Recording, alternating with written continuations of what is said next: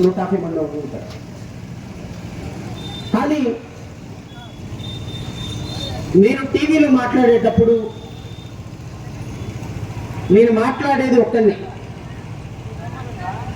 కానీ వినేది మాత్రం 1,50,00,000 మంది ఎవ్రీడే. ఈరోజు నేను మీతో మాట్లాడుతున్నది ఒక బొబ్బిలి నియోజకవర్గంలో ఉన్నటువంటి ఒక 150 మందితోనో 200 మందితోనో కాదు. ఇక్కడ మా సోదరులు మిత్రులు విలేకరు మిత్రులు ఉన్నారు. వీళ్ళు ఈ మాట్లాడేటువంటి మాటల్ని ప్రపంచం మొత్తానికి తీసుకువెళ్తారు. వాళ్ళు ప్రపంచం మొత్తానికి తీసుకువెళ్తారు కాబట్టి ప్రపంచం మొత్తం మన మాటలు వింటుంది. కాబట్టి మనం ప్రజాస్వామ్యబద్ధంగా మన మనసులో ఉన్న భావాల్ని ఖచ్చితంగా నిక్కచ్చిగా చెప్పి తీరాలి. చిన్నతనంలో మనం చదువుకున్న స్టోరీ ఎలుక కుందేలు స్టోరీ. ఎలుక చాలా ఫాస్ట్గా పరిగెత్తదు, కుందేలు తాబేలు. ఎలుక తాబేలు స్టోరీ. చాలా ఫాస్ట్గా పరిగెత్తదు కుందేలు, తాబేలేమో చాలా చిన్నగా వెళ్తాడు. ఒకరోజు పందెం పెట్టుకున్నాయి ఆ రెండు. కుందేలు అనింది, నేను నీకంటే చాలా ఫాస్ట్గా పరిగెడతాను, నువ్వు తాబేలు అడుగులో అడుగు వేసుకుంటూ వెళ్తావు, నీకు ఎక్కడ కుదురుతుందని. కానీ ఒక మనిషి తలుచుకుంటే,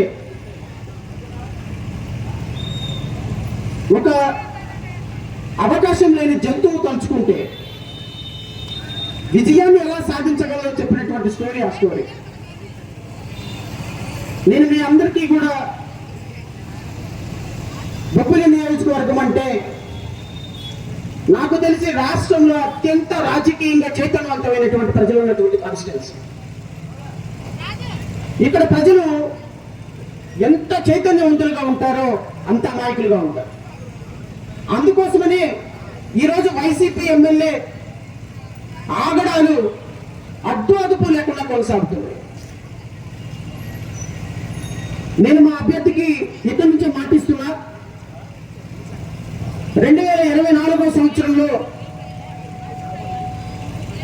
వైసీపీ మాత్రం గెలవదు. ఇక్కడ ఖచ్చితంగా ఆ ఎమ్మెల్యేని ఇంటికి పంపించి తీరుతాం, అందులో సమస్య లేదు. గెలిచిన అభ్యర్థి ఎవరైనా ఉంటే ఒక 5 సంవత్సరాల అవకాశం ఇస్తాం. 2029 సంవత్సరంలో ఇదే బొబ్బిలి గడ్డ నుంచి మా అభ్యర్థి రేపు అసెంబ్లీకి నడవబోతాడు. బొబ్బిలి కాన్స్టిట్యున్సీ నుంచే నేను నడిపిస్తాను. 2029లో మీ ఎమ్మెల్యే ఈ రాష్ట్రం నుంచి ఉన్నటువంటి నాయుడు. సార్, ఎలా మీరు ఈ మాట చెప్పగలరు? దీనికి బేసిస్ ఏంటి? ఎందుకంటే వైఎస్ఆర్